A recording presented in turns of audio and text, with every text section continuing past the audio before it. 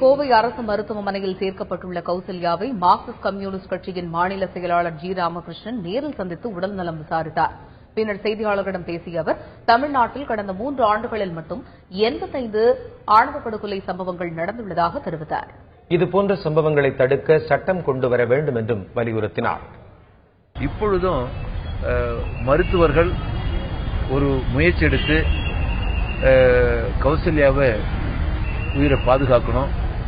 அதே போல ஒரு கவுன்சிலிங் கொடுத்து கௌசல்யா தன்னுடைய வாழ்க்கையில் ஏற்பட்ட இத்தகைய சோகத்தை எதிர்த்து உறுதியா நிற்பதற்கு கவுன்சிலிங் கொடுக்கணும்.